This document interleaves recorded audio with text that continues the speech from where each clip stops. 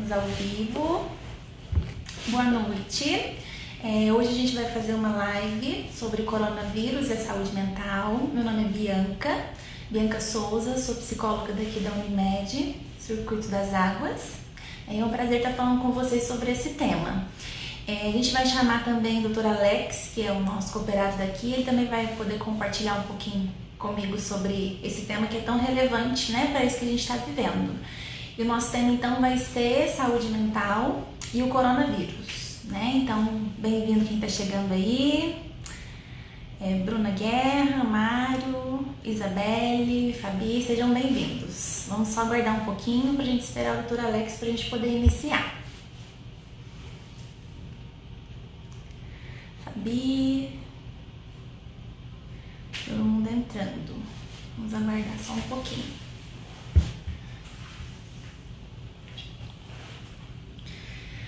A gente vai falar sobre esse tema que é bem relevante para isso que a gente está vivendo agora, né? Eu acho que é muito interessante a gente falar sobre a saúde mental em tempos de pandemia. A gente está vendo bastante conteúdo sobre isso, então a gente já pode ver a tamanha importância falar sobre esse assunto.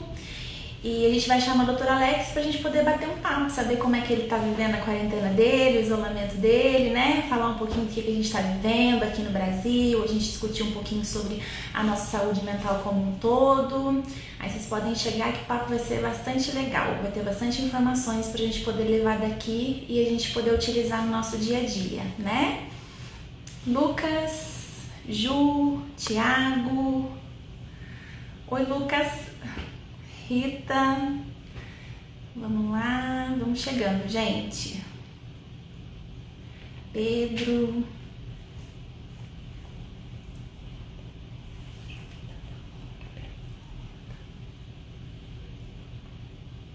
Amanda, sejam bem-vindos. Doutor Alex. Deixa eu só dar uma olhadinha aqui.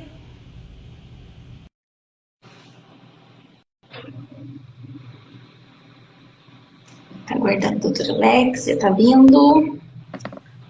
Conectou aí? Olá! Tudo bem? Tudo bem, doutor, e você?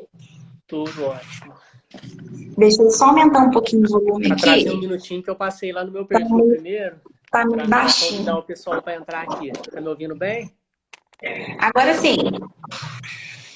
Tá todo mundo ouvindo certinho? Tá dando pra escutar o que eu tô falando? O que o doutor Alex tá falando? Tudo certo aí? Todo mundo me ouvindo? A imagem tá boa? O som? Isso. Vamos esperar um ok pra gente começar.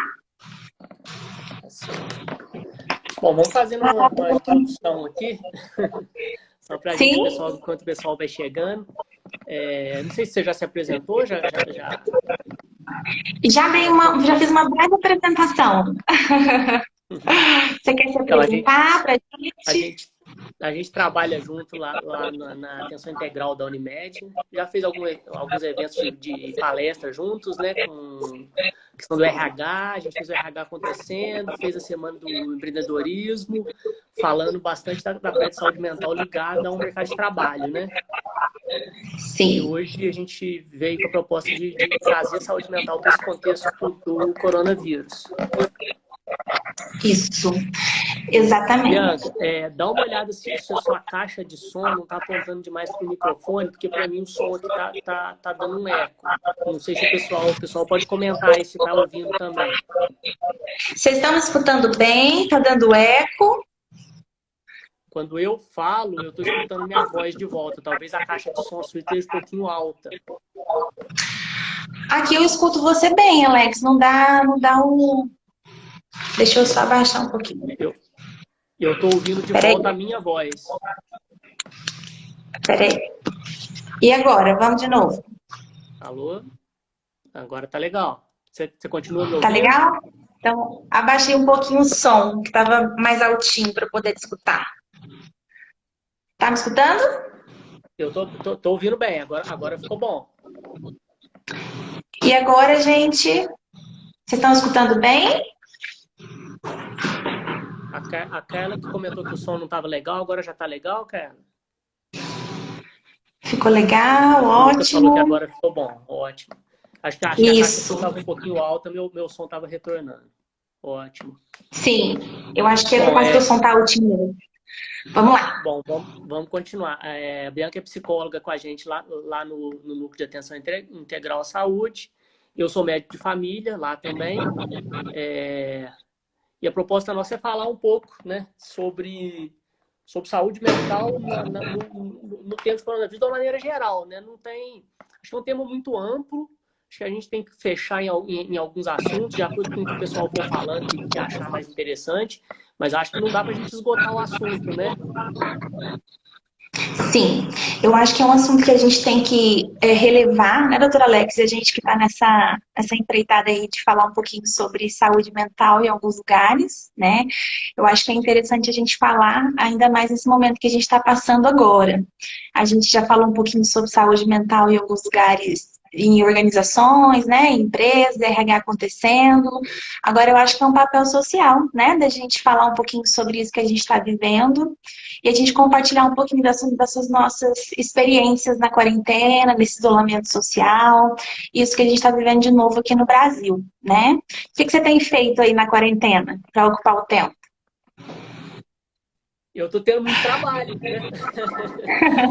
Sim, Diminuiu a questão a gente está trabalhando. consultório, tá parado, né? Domiciliares eu parei, mas eu continuo aí no núcleo, né? Fazendo atendimento de atenção básica, internações no hospital e muito estudo, né? Porque a gente está tendo muita novidade sobre o coronavírus todo dia, então tem muita coisa para ler. Então, né?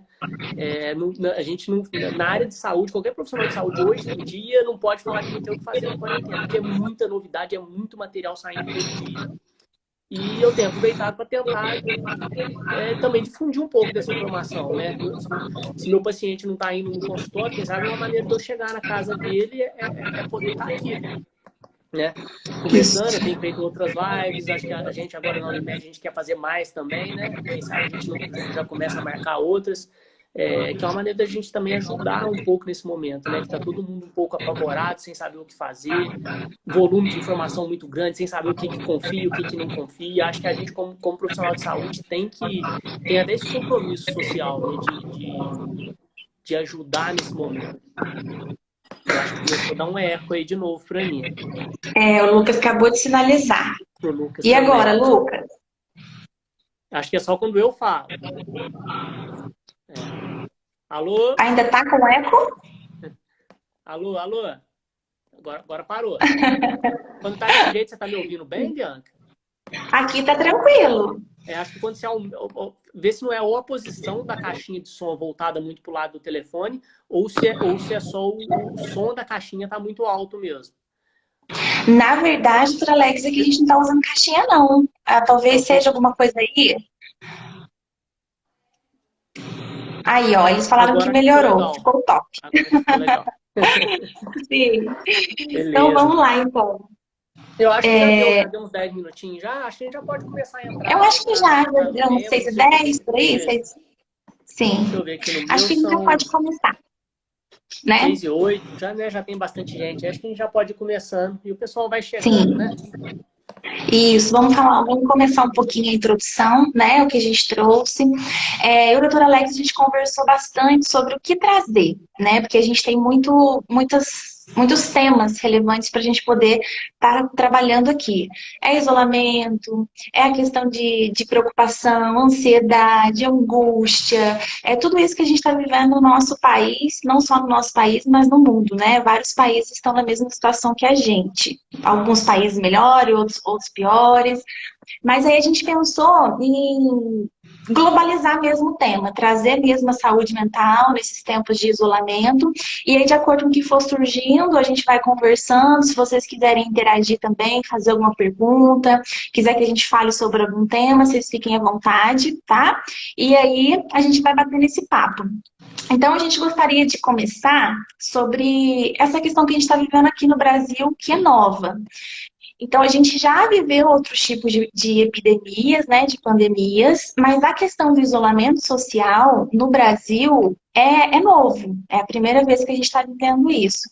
E junto com essa questão do isolamento social, vem muitas coisas que não são tão legais, né? A gente é um ser social, nós somos seres sociais, a gente precisa de sociabilidade o tempo todo, né? A gente se comunica com as pessoas todos os dias. Se a gente está indo comprar um pão, se a gente está entrando num ônibus, se a gente está conversando com alguém, a comunicação é algo que a gente precisa. A gente não nasceu numa ilha, né? A gente é um ser sociável.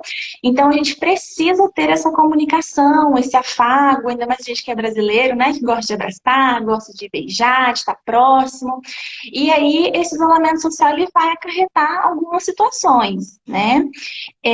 Uma delas é a ansiedade, né? O que a gente tem vivido aqui no Brasil, que é muito frequente. A gente tem os dados aí, né? Que a gente é o país que tem mais transtornos de ansiedade do mundo.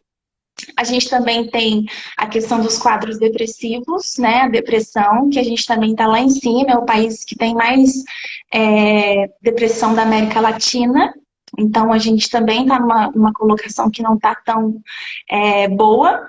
E aí, o que acontece com esse isolamento social? Ele pode acentuar as pessoas que têm esses quadros, né, disfuncionais, de ansiedade, depressão, transtorno de bipolaridade e outros tipos, né, de situações.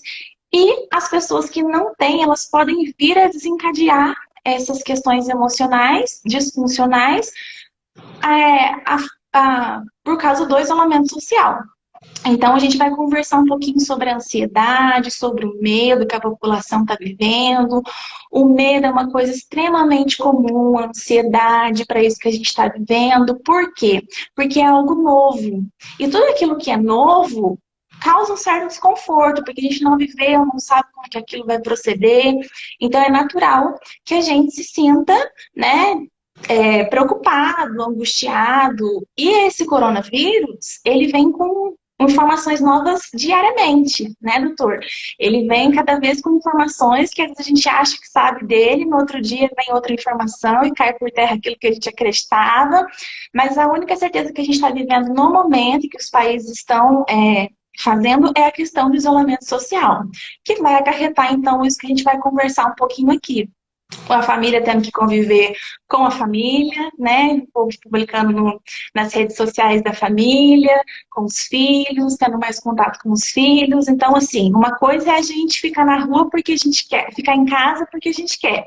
A outra é porque a gente deve. Então, tem uma diferença muito grande quando a gente é privado dessa liberdade, né? E aí a gente tem que conviver com as pessoas que são próximas a gente. Aí a gente vai ver os conflitos, a gente vai ver algumas situações que a gente vai conseguir pontuar um pouquinho aqui. Né, doutor? Se tratando de ansiedade, acho duas coisas importantes da gente abordar. Seria, primeiro, a identificação, como que a pessoa pode perceber que ela está entrando num quadro de ansiedade. Muito provavelmente é uma pessoa que já vem com um nível crônico de ansiedade que vai agudizar agora, né? Dificilmente uma pessoa que está muito bem equilibrada vai ter uma ansiedade grave gerada só pelo momento atual. E eu acho que outro dado importante é a gente focar um pouco nos comportamentos que a pessoa pode ter para ajudar a combater essa ansiedade. Vamos seguir por esse caminho? Pode ser, vamos lá, vamos seguir. A questão da ansiedade, né? Do medo, da angústia, elas são gatilhos parecidos, né? A gente pode dizer. Quando a gente tem uma situação nova, o nosso circuito cerebral, né, ele tem circuitos assim fantásticos. E tudo que é estímulo novo, aquilo que né, apresentado ao nosso cérebro, o nosso cérebro ele é mais eficiente para poder resgatar os estímulos que são novos.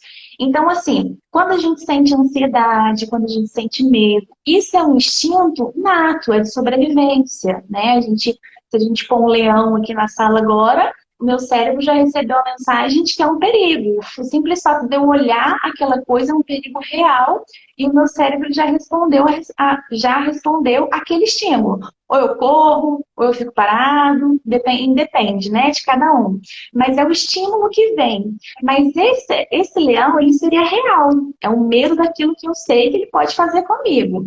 No caso de estímulos novos, que a gente não sabe como procede, de onde vem, que é o caso que a gente está vivendo agora, que é o coronavírus, que é uma coisa nova que a gente está vivendo, isso agrava um pouco mais, porque a gente não sabe como lidar com ele, a gente não sabe quanto tempo ele vai permanecer, a gente não sabe como que a gente vai lidar com essa situação.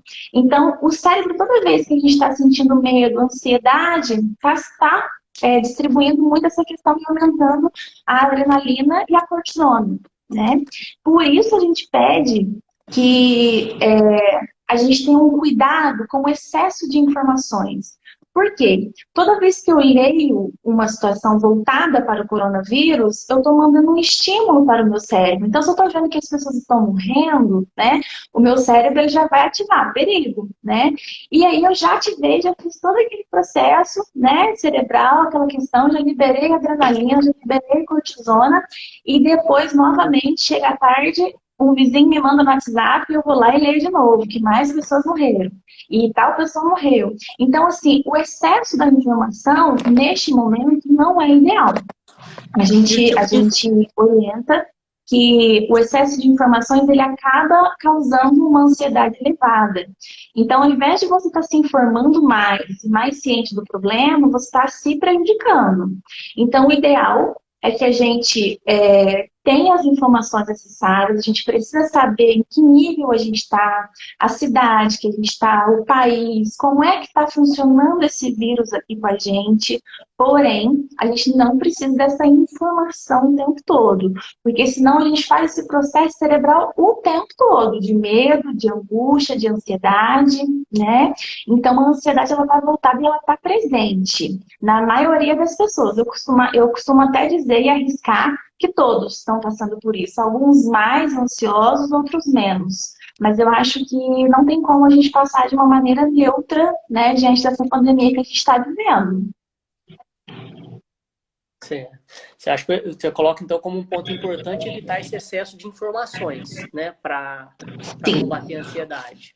Uma coisa que eu falo muito com as pacientes que entram em contato comigo para saber, né, falar, tô com dificuldade de sono, não consigo dormir, estou preocupado. Eu acho que o primeiro conselho que eu sempre dou é mantém seu horário de acordar, tira o pijama e arruma a cama. Não importa se você vai ficar em Sim. casa, se você não vai. Mantenha uma rotina diária. Que valor que você vê nessa questão de ter uma rotina? A pessoa que está em casa o dia inteiro, que não tem mais os seus afazeres, horário para as coisas.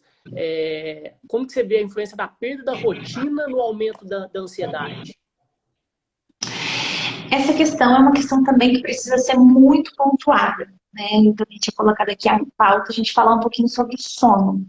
Não só nesse momento de pandemia, né, doutora Alex? Mas você como médico também sabe que o sono, ele é essencial, né, para tudo. É como se a gente fosse um celular e colocasse para carregar e a gente precisa da bateria 100% no outro dia, né? E o sono, ele é voltado para isso.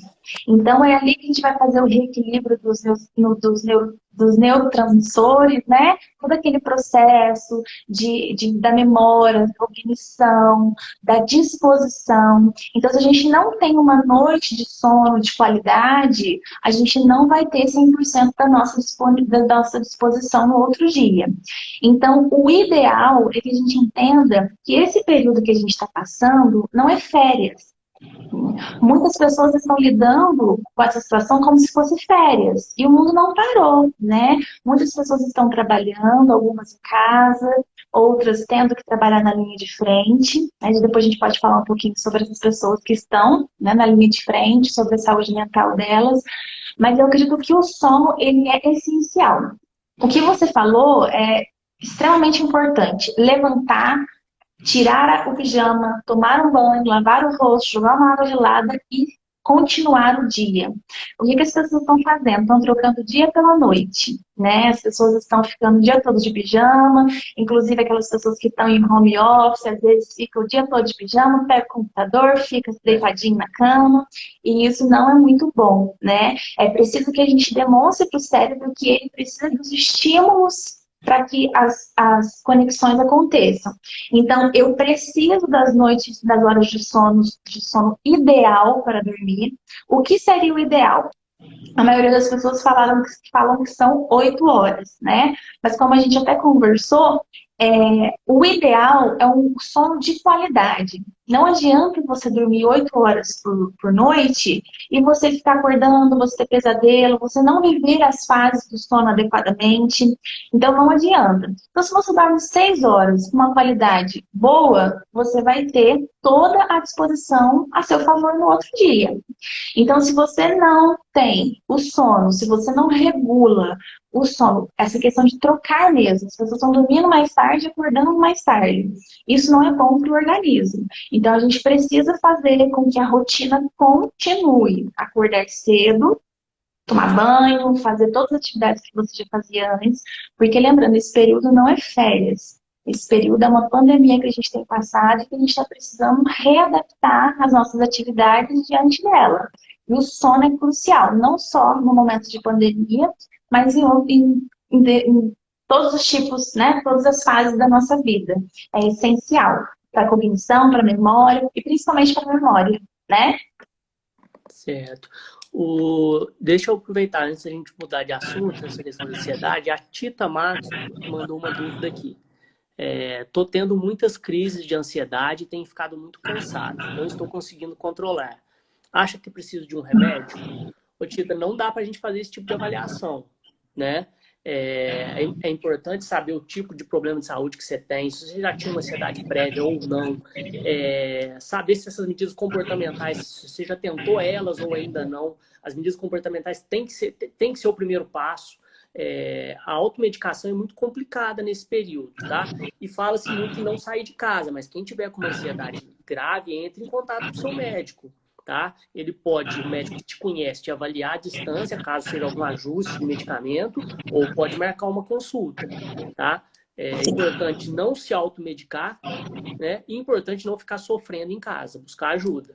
Não sei se você concorda com isso, Bianca, se você quer acrescentar alguma coisa da parte das Concordo, vou medidas fazer uma ressalta. comportamentais. Isso. Eu acho interessante, doutora Alex, a gente entender duas coisas. Se você já sofre, né, dessa ansiedade, se você já trata ela, então o ideal é você buscar o seu psicólogo ou ajuda médica. Caso isso esteja acontecendo agora, recentemente, tente entender se isso de fato é uma crise de ansiedade, quanto tempo ela dura e busque ajuda realmente psicológica ou médica. É o ideal. A gente não vai conseguir fazer com que a gente te ajude neste momento. Porém, tem várias técnicas de ansiedade que a gente consegue fazer em casa, né? Claro que se você vê que esse quadro está exacerbado, quais são os sintomas? Vamos lá, os sintomas para a gente tentar reconhecer como seria uma crise de ansiedade. Porque uma coisa é a gente ter a ansiedade. A ansiedade ela é natural, todos nós temos, né? Até porque é um instinto de sobrevivência. Agora, se essa crise de ansiedade está influenciando no seu dia a dia, nos seus afazeres, nas suas relações, então ela está se tornando uma ansiedade patológica e ela precisa de tratamento. O que seria, Bianca, essas crises, essas questões disfuncionais da ansiedade? Seria taquicardia, como você está sentindo que o seu coração está pulando mais do que deve, da blusa, sudorese, tremor, insônia, inapetência, que é a falta de apetite, e a questão de comer demais, hipersonia, dormir demais ou dormir de menos. Então, como a gente se conhece, a gente sabe quando algo não está muito, né, ideal do comportamento natural. Então, se você está sentindo isso, o ideal é que você busque uma ajuda psicológica. Mas, a princípio, se você estiver sozinha, assim, né, no momento em que você está assim, não consegue ir até aquela ajuda, naquele momento, o ideal é que a gente faça algumas técnicas de respiração, né? Que a gente consegue fazer no momento paliativo, no caso, porque seria o ideal você buscar uma ajuda profissional para você ter um acompanhamento psicológico e médico, se necessário, né? Mas o ideal é você trabalhar bastante essa respiração, entender de onde vem essa ansiedade, se é uma questão da pandemia em si, se é uma preocupação familiar, de onde está vindo isso, para a gente tentar entender os gatilhos e você se conhecer melhor e conseguir passar isso para o profissional que vá tratar você, né? Mas então a gente tem algumas técnicas de relaxamento, que talvez no finalzinho, se der um tempinho, a gente consegue falar um pouquinho melhor, mas aí o ideal, e assina embaixo, como o doutor Alex falou, é buscar uma ajuda psicológica e médica, né? Se necessário fazer uso de medicação, que entra como recurso também, ou se não, só o apoio com os recursos internos na terapia mesmo. Ótimo. Vamos seguir. O que mais que você acha que vamos conversar mais de ansiedade ou podemos ir mudando de tema um pouquinho? Vamos falar de ansiedade um pouquinho, porque eu tô vendo que outra pessoa também falou que tem sentido também, se eu não me Pode engano. aprofundar mais na questão da ansiedade e deixa outros temas para conversar outros dias também, né? Acho que de repente é mais proveitoso. Uhum, sim, a gente pode sim. Porque a ansiedade, ela tá ligada a tudo, né, doutora Alex? Tudo que a gente tem sentido agora. Ansiedade, medo e angústia, praticamente são os mesmos gatilhos e praticamente o mesmo processo que acontece ali no cérebro. Por isso que a gente está falando, a ansiedade, ela tá presente no nosso país, como eu já falei no início da live. Realmente, é impossível a gente chegar numa rodinha de pessoas onde tem bastante gente e a gente não encontrar com uma pessoa ansiosa. Então, assim, a gente está vivendo realmente uma questão de ansiedade, assim, exacerbada no brasileiro. E nessa fase, a ansiedade é um prato cheio para essa questão da pandemia. Por quê? Porque a ansiedade é o medo daquilo que eu ainda não vivi. Né? O medo e a preocupação daquilo que vai vir. Então, a gente não sabe o que vai vir, como é esse vírus. Oi? Que pode vir, na verdade, que a pessoa acha que vai pode vir e às vezes nunca chega, né? Sim, a gente não sabe se vem, como vem, né? Então é um prato cheio para a ansiedade. Então as pessoas estão ansiosas sim, as pessoas que já têm, que já tratam a ansiedade ficam mais ansiosas, por isso a gente tem que prestar bastante atenção. As pessoas que já fazem o tratamento com a ansiedade, elas precisam continuar esse tratamento, porque a gente tem os psicólogos e os médicos que estão fazendo atendimento online, né? O teleatendimento. Então é interessante que a gente continue o tratamento e as pessoas que estão sentindo esses sintomas agora, né, que não conheciam a ansiedade de uma maneira mais exacerbada, que elas procurem também ajuda, tá? Não fiquem em casa. Que também está muito ligada à questão da depressão. Né? As pessoas que têm a depressão, elas podem se acentuar nesse momento de isolamento social e outras pessoas desencadear. Principalmente, doutor Alex, como a gente estava conversando, nos idosos, né? Os idosos, que a gente está vendo que é um grupo de risco colocado pelo Ministério da Saúde, mais de 60 anos, né? Então, a gente tem visto que o isolamento social não tem sido muito bom, já não é, nunca foi, agora mais para os idosos. Então, a gente tem que ter muito cuidado com as informações que a gente coloca, a gente tem que ter muita empatia nas nossas falas, porque essas pessoas, a gente não sabe se elas têm alguém, às vezes é um idoso que tem alguém, que tem uma esposa, tem os filhos, outros idosos que moram sozinhos, então a angústia fica ali, a preocupação com esse excesso de informação, como a gente conversou, o Freud, né? Freud diz, amor e trabalho, trabalho e amor. E aí, nessa fase, né, quando a pessoa é idosa, ela já não trabalha, ela já está aposentada, e algumas vezes ela já perdeu o parceiro ou a parceira ou os amigos. Então fica uma solidão que já é de costume. E o isolamento social, ele acaba que intensifica e acentua isso. Então a gente tem que tomar um cuidado muito grande com os idosos. Alguns não são adeptos à tecnologia, né? Ligação pelo vídeo, Facebook, Instagram, WhatsApp, mas os que não são, é ideal que a gente faça as ligações, entre em contato, esteja sempre perguntando como eles estão, a família, sempre presente, e tentar trazer ele o mais próximo do convívio afetivo, porque o que a gente está é o isolamento social, não é o isolamento afetivo. Então a gente tem que intensificar cada vez mais essa questão do convívio afetivo, seja por telefone, seja por vídeo, enfim, ter um cuidado especial aí com os idosos. Especialmente contato às vezes com netos, né? Porque querendo ou não, a criança muitas vezes ocupa a vida do idoso de uma maneira muito importante, né? Já tem os filhos já em fase adulta, e ele projeta todo o amor, todo o cuidado que ele tem acaba projetando nos netos, né?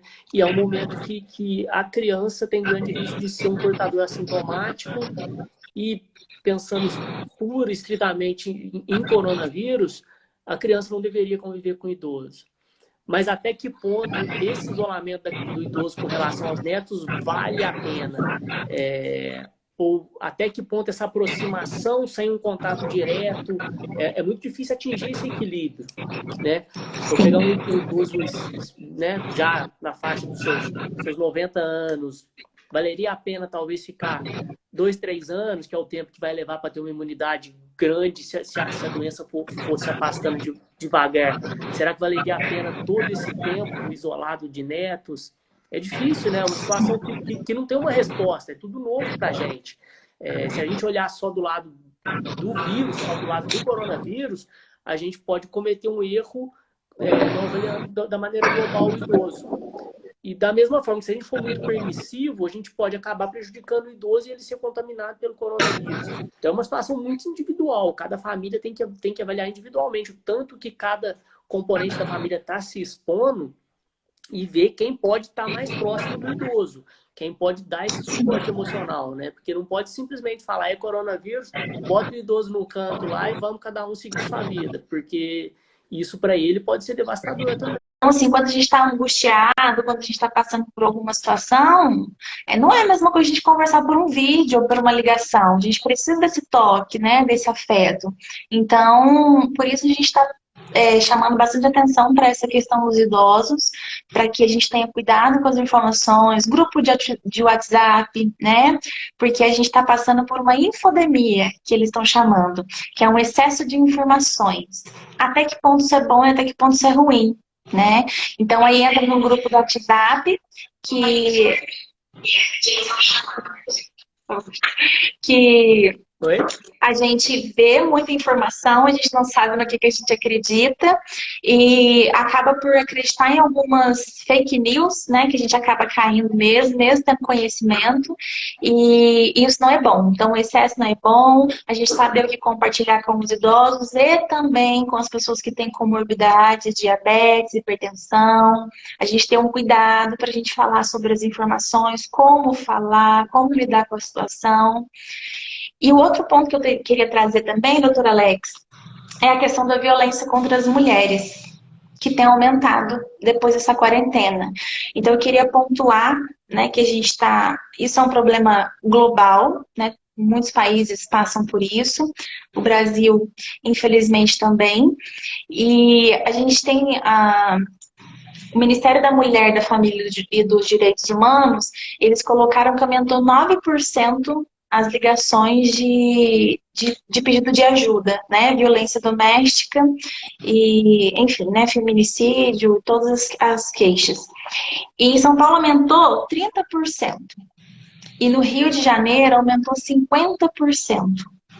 Então, se a gente tomar cuidado, a gente saber lidar com essa situação, a gente saber que nesse momento as orientações são isolamento social, fique em casa, a maioria das orientações, né? E às vezes a gente acha que o lugar mais seguro que a gente tem é a nossa casa. E para essas mulheres que estão sofrendo a violência física, verbal, né, e, enfim, psicológica, elas não se sentem seguras nesse ambiente. Então a gente consegue ver que esse número, os agressores estão em casa, e a gente consegue ver que esse número cresceu consideravelmente, dobrou no Rio de Janeiro, o número de denúncias.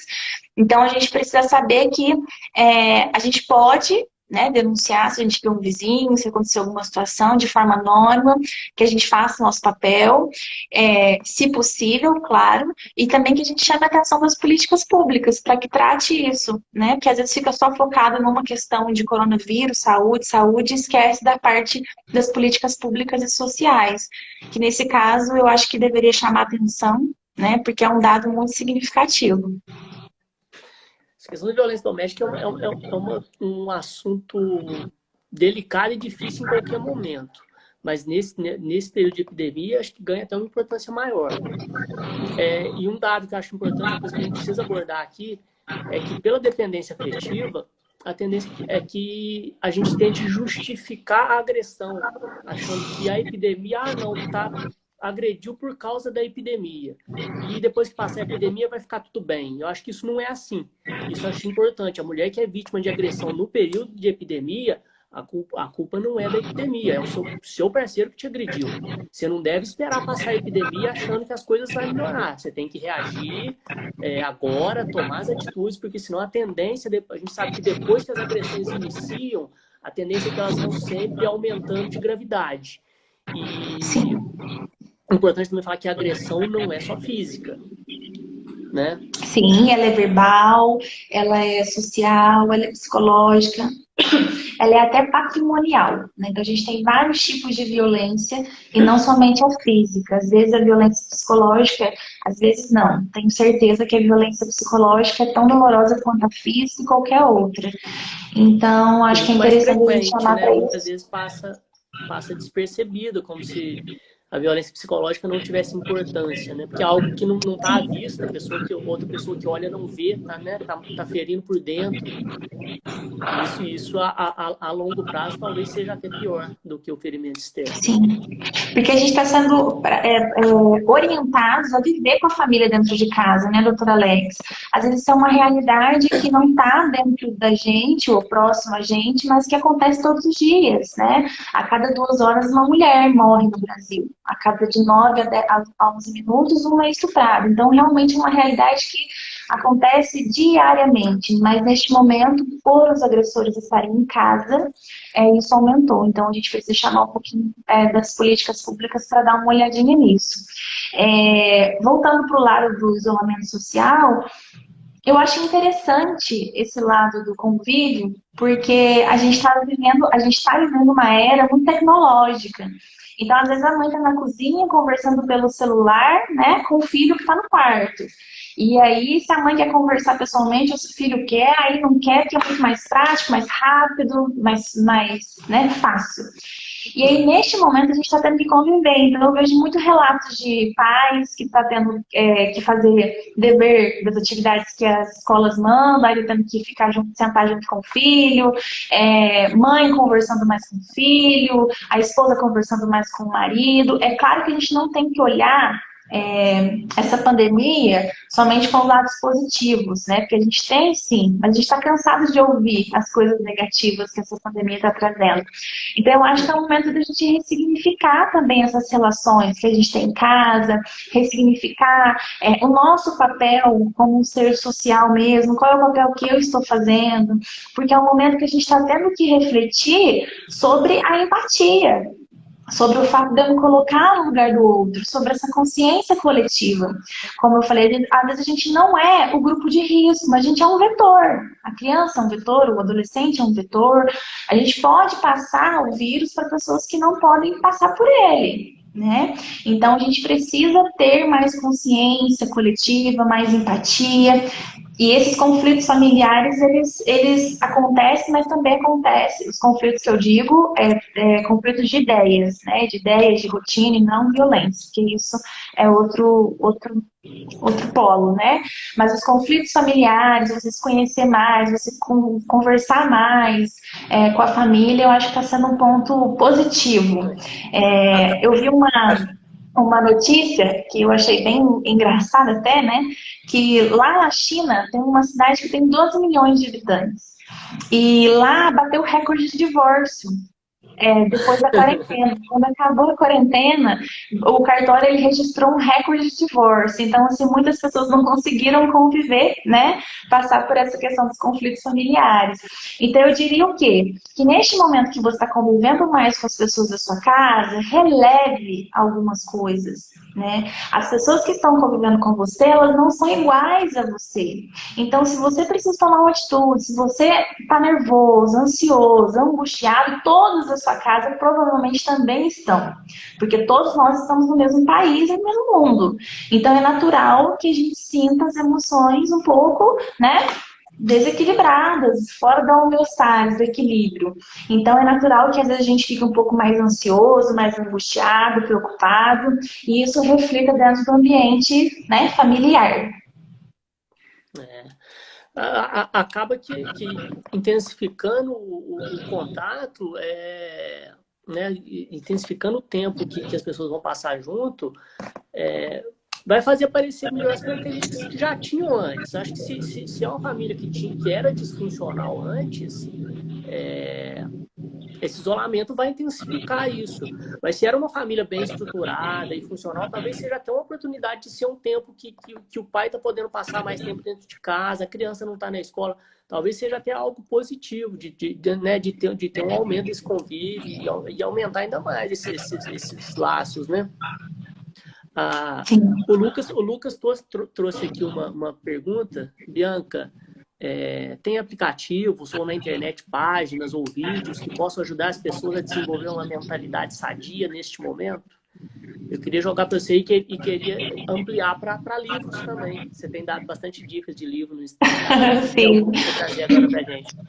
Sim, na verdade, eu acredito que a gente tem que... Acho que isso é muito individual. Então, assim, tem muita gente até descobrindo dom nessa quarentena, cozinhando, fazendo outro tipo de atividade para poder manter a mente ocupada, porque mente ociosa ela não produz muita coisa. Então, muito pelo contrário, só pensamentos negativos. Eu diria que não tem um aplicativo que eu saiba orientar agora, eu posso procurar, né, esse aplicativo, mas eu acredito que você tem que... Sim? Existe um aplicativo, eu não vou lembrar o nome dele agora, depois dessa semana a gente conversa, de repente a gente posta depois no perfil da Unimed. Ele é um autoatendimento que te dá dicas sobre psicologia, não é um atendimento direto com o psicólogo na outra ponta. Ele traz conceitos gerais e dicas de psicologia para a pessoa fazer um autoatendimento, como se fosse uma autoeducação emocional. Me cobra essa semana que eu vou pesquisar. Eu não estou lembrando agora o nome desse aplicativo. Isso. Mas o ideal também, Lucas, seria você utilizar a rotina. Praticar os exercícios físicos, né, mesmo que em casa, não impede que a gente pare de se exercitar. Então, a gente pode sim fazer os exercícios em casa, ler livros, assistir filme, ficar com a sua família. Então, eu diria que cada um tem que se encontrar. Não adianta eu pedir para você ler um livro qual que você não se interessa. Então, eu acho que a gente tem que buscar aquilo que desenvolve melhor em você. Meditar, né, nesse momento para você encontrar. Espiritualidade também, cada um com a sua crença. Eu acho que é interessante a gente utilizar isso como recurso também. O exercício físico é muito importante pela questão dos hormônios do prazer, né? A questão da serotonina, o seu corpo está em exercício. Então, eu diria que seria mesmo você trabalhar, tentar ler livros, né? Organizar aquele quarto que está bagunçado já faz um tempo, você reclamava que não tinha tempo de arrumar. É uma coisa que a gente falava dessa rotina que a gente vive, uma ditadura da correria, que a gente não tem tempo. Então, a gente fica reclamando o tempo todo, você não tem tempo para fazer isso. Então, é esse tempo que a gente tem que utilizar para poder fazer aquilo que a gente estava reclamando antes, né? Aí a Rosana Fiorini, yoga pela internet, também é muito interessante, yoga. O que mais, doutora Alex? Eu estou procurando o aplicativo aqui, não estou achando. Está procurando o aplicativo? Depois a gente passa para eles, né? De qualquer forma, se você estiver passando por uma situação de ansiedade, alguma coisa assim, tem um número que a gente consegue disponibilizar, né? Que tem, estava vendo em alguns grupos de psicólogos que você consegue conversar com outro psicólogo de ponta. Claro, não é o caso, né? Porque seria para você estar no dia a dia, a boa pergunta do Lucas, mas tem essa questão de você estar ligando e conversando com alguém que possa te dar um apoio psicológico naquele momento. Então, tudo que você fizer, que te fizer bem, é válido, né? Escutar uma música, dançar, fazer yoga, meditar, assistir filmes. Também dou uma dica para você fugir um pouquinho da sua realidade, que a gente diria assim, então, psicologia. Eu vivo psicologia, respiro psicologia, leio livros de psicologia. Então, na hora do filme, vamos assistir alguma coisa diferente, ler um livro diferente, né? Histórias de motivação, ficção. Então, a gente tentar sair um pouquinho desse modo centralizador que a gente tem, né? Tentar esclarecer um pouquinho as ideias. Certo. Bianca, não sei se você está olhando o tempo aí, o tempo voa, né? Já são Deixa eu ver aqui. 3h43, só para a gente ir caminhando para não deixar Sim. muita coisa aberta no final. Isso, a gente tem 10 minutinhos? 10 minutinhos que a gente tem. Vamos lá, doutora Alex, você tem alguma pergunta? Aí, o Jefferson, se permitir vivenciar outras experiências, super válido, sair da caixinha de conforto, né? Sair da nossa comodidade, é bem-vindo também. Métodos de respiração, ótimo, sabendo fazer a respiração, tá tudo ok, muito bem-vindo. Tem mais gente para compartilhar aí? Uma coisa que a gente pode conversou fazer? hoje, hoje de manhã, no núcleo, foi a questão das associações com a questão do luto, da aceitação. Você acha que vale a pena a gente entrar nisso agora? Eu acho que a gente pode trazer. Eu acho que a gente pode trazer para uma próxima, né? Já Porque fica é uma coisa combinado. bem Na próxima a gente traz essa questão do como que é a aceitação, as fases de aceitação do luto, como que isso se aplica no contexto do isolamento, da epidemia. Eu acho que interessante seria você trazer alguma técnica de relaxamento. Não sei se você programou, a gente chegou a conversar hoje. Então a gente pode. Tem aí uns 5 minutinhos, de repente é o tempo para isso e a gente fazer as considerações finais. O que você acha? Sim, muito bom. Trabalhos manuais aí, ó. Eu mesmo tô com um livrinho lá que eu tô pintando aquele floresta, esqueci, floresta, alguma coisa. Eu tô pintando lá, peguei um lápis de cor, aí eu fico, né? Ler livro, assistir filme, mexer com as plantas, aí, ó, quem tem jardim, isso mesmo. Muito bem-vindo, muito bem-vindo. Isso aí faz bem para a saúde mental em qualquer momento, né? Lidar com a natureza, isso é muito importante. Então, vamos lá. Se a gente está sentindo a questão da ansiedade, taquicardia, eu estou sentindo uma sensação de uma laranja aqui presa no meu pescoço, é como se eu não conseguisse soltar o ar, eu estou com pensamentos acelerados, sudorese, taquicardia, o que eu estou tendo? Provavelmente uma crise de ansiedade. Se eu não posso ir até um posto de saúde, se eu não posso ir no UBS naquele momento, ou ter o contato com um profissional adequado, a gente pode utilizar algumas técnicas, né? Que a princípio vão ser bem-vindas nesse momento. O ideal é que a gente entenda o que a gente está sentindo e o porquê. Quando a gente identificar que a gente está vivendo isso, a gente tem que entender dois passos. Que a crise de ansiedade, ela tem um começo, ela tem um meio e ela tem um fim. Ela vai passar, né? Mas para as pessoas que estão vivenciando ela, parece que não. Então, para pessoas que já viveram, se tem conhecimento, sabe que dessa vez é diferente. Não é como da última vez. A última vez foi assim, mas dessa vez está dessa forma. A crise de ansiedade, ela pode vir independente do momento que a gente estiver passando, que a gente pode chamar até às vezes de síndrome do pânico, dependendo, né, do transtorno de ansiedade. Então, ela pode acontecer quando você estiver fazendo a coisa que você mais ama. Isso não impede de que ela apareça. Isso está dizendo que o seu organismo está desconfortável com alguma situação. Somatização, né, de emoções. Então, a gente identificou que eu já estou acelerando, já estou com falta de ar, estou sentindo a crise, a gente tem que trabalhar a respiração neste momento. Sabe aquela questão, papo de psicólogo mesmo? Respira. É bem isso, né? Porque quando eu estou com ansiedade, eu estou mandando para o meu cérebro a informação de que eu estou correndo perigo. Olha, reaja a isso tudo que eu estou te mandando, a essa informação. E o meu corpo, ele vai reagir ao perigo, que na verdade, ali naquele momento ele é abstrato, né? Ele não está materializado ali.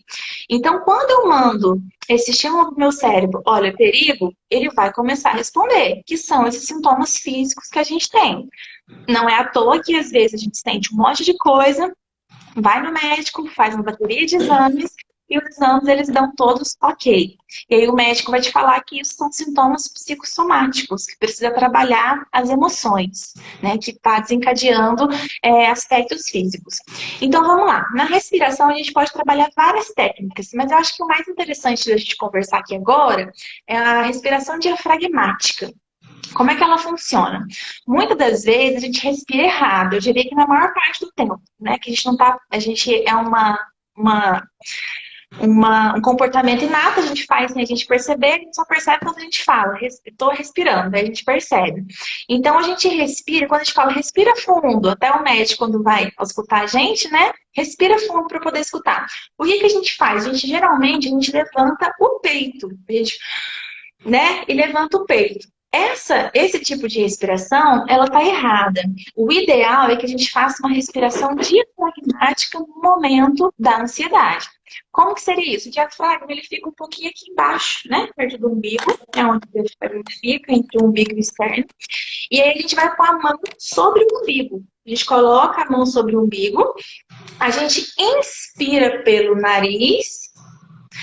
Não precisa ser muito tempo de inspiração. Pode ser assim, 4 segundos. Inspiro e expiro lentamente. O expirar, liberar os pulmões, eles têm que ser maior tempo, praticamente dobrado. Então, eu inspiro pelo nariz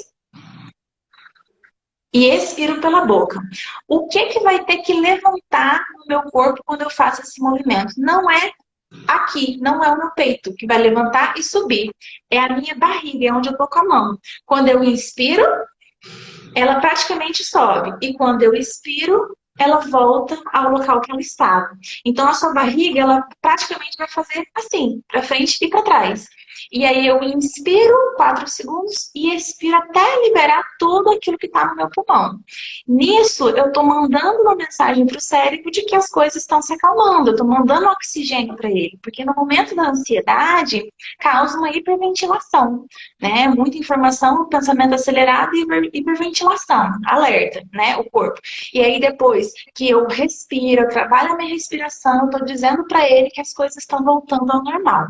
E isso é provado. A respiração ela precisa ser trabalhada, né? Não só nas crises de ansiedade, mas no momento da ansiedade ela é muito eficaz. Então é mais essa questão da respiração diafragmática mesmo, uma das técnicas, né? A gente tem N outras técnicas, mas essa eu diria que é uma que dá para a gente poder explicar de uma maneira simples, mais rápida e para poder fazer no momento em que você não estiver se sentindo muito bem. Respiração diafragmática. Inspiro pelo nariz, expiro pela boca. O que tem que levantar e descer é o meu diafragma, aqui perto da barriguinha. Certo, ótimo. Quem não fez aí não aproveitou, hein? Tinha que ter feito. Sim, a gente tem técnicas de respiração para insônia também, né? Que está acontecendo muito, essa questão da preocupação. Então, a técnica do 4-7-8, que a gente pode falar em outra live também, para a gente tentar melhorar a qualidade do sono e chamar o sono para vir logo. Então, a gente pode trabalhar muita coisa com a respiração.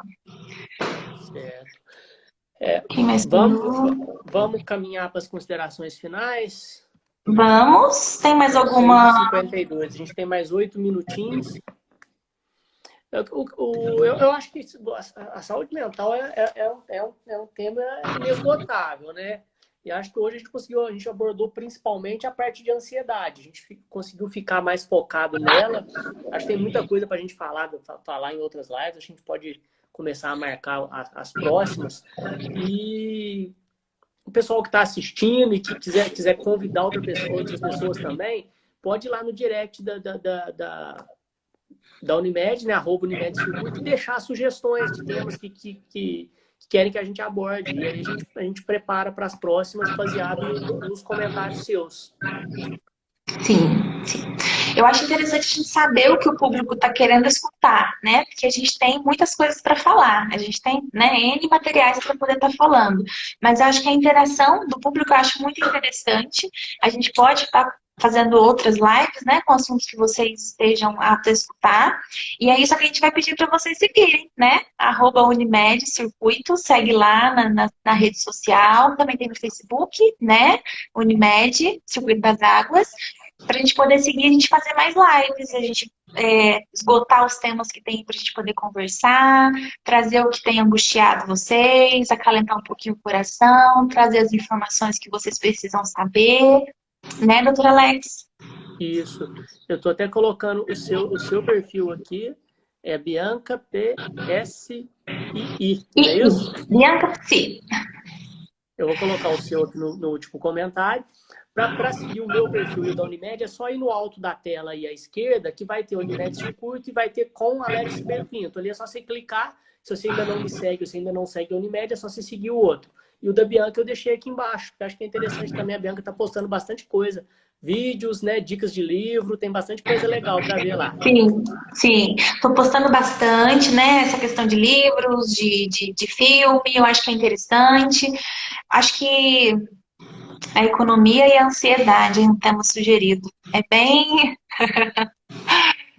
que a gente tem É vivido, né? interessante. Acho que ele deve estar querendo que a gente abordar a questão do medo da crise econômica que vem para frente, né? Exatamente, que também impacta diretamente, né? As pessoas perdendo emprego, as pessoas preocupadas com os instintos de sobrevivências básicos. Eu acho que é interessante a gente falar assim, como as pessoas têm que tentar passar por essa situação de uma melhor maneira possível, né? Com os aspectos emocionais mais estáveis. A gente sabe que é difícil para todo mundo, a gente está vivendo isso todo mundo junto, algumas pessoas estão abdicando de atividade de conforto, outras realmente de sobrevivência mesmo, de preocupação com a família. Então, acho que é um tema bastante interessante para a gente poder falar também. Profissionais da saúde, os que estão na linha de frente, né? Enfermeiro, médico, técnico de enfermagem, diria os auxiliares de serviços gerais, que também estão ali, recepcionistas, secretárias, todas essas pessoas aí que não estão podendo, né, estar em casa, tem que combater o vírus na linha de frente. Com certeza. Né? Bom, vamos despedindo então. Obrigado pelo convite, Bianca, Unimed. Estou à disposição se quiserem conversar outras vezes. Acho que tem bastante coisa, né? Hoje de manhã, eu estou falando que a gente conversou junto, vocês pensaram, mas está isolamento, que a gente trabalha junto. A gente trabalha junto no grupo, então a gente encontra lá de manhã. Hoje de manhã eu estava em atendimento lá. E a gente aproveitou esse momento para conversar um pouco sobre o que a gente ia abordar hoje. E surgiu muitas ideias, mas a gente não conseguiu falar nem da metade do que a gente levantou hoje, né? Acho que tem muita coisa para conversar ainda. Mas vamos marcar outros, fica para as próximas, né? Agradecer a Mônica também, né? Que chamou a gente, que organizou isso. Ela está aí com você, né? Tá. Tá sim. Certinho, doutora Alex. Foi um prazer também participar com você mais uma vez, né? A gente trazendo esse tema relevante, ainda mais na área médica, que tem cada vez ganhando mais espaço, que é a saúde mental, né? Dos colaboradores, dos pacientes, que não é um número de leito, é uma pessoa, é um indivíduo, né? Então a gente está lutando bastante para essa questão da saúde mental estar, né, em alta, para a gente fazer com que essas questões emocionais sejam cada vez melhoradas, né? Principalmente no nosso país. Foi um prazer poder conversar com você um pouquinho. A gente pode trabalhar na caneta alguns temas que a gente pode trazer de novo para a gente bater um papo, que é sempre muito bem-vindo, né? E bem produtivo. Agradecer a todo mundo que está aqui também, as pessoas que estão aqui, Silmara, Dani, Jefferson, que está mandando palminha, joinha, o Claudinho. Quando a gente fechar a live, vai ter opção lá, se quiser deixar disponível no Conversa com a Mônica. Tem a opção de você enviar para os stories, que ela fica 24 horas disponível. E aí pedir para o pessoal, quiser compartilhar e chamar outras pessoas. Você que assistiu aqui, que achou que foi legal, que valeu a pena, disseminar isso, falar para outras pessoas conferirem. Vai ficar 24 horas, né? Lá nos stories da Unimed Circuito. Isso. E amanhã ele vai estar disponível no YouTube da Unimed, né? Já O Unimed consegui passar Seguro no das YouTube também, Águas vai estar ótimo. no YouTube. A gente vai passar lá para as pessoas que não puderam participar ao vivo aqui com a gente, né? Em tempo real, as pessoas conseguirem ter acesso à nossa live. Tá certo, então. Obrigado. Certinho? Obrigada a você, obrigada a todo mundo que está aqui, Michele, Conceição, Amanda, não consigo a Rita, todo mundo. Gente, muito obrigada, tenha um bom restinho de semana, tá? Tchau, Abraço tchau. todo mundo. Boa noite. Tchau, tchau. Só vou encerrar aqui. Encerrar o vídeo.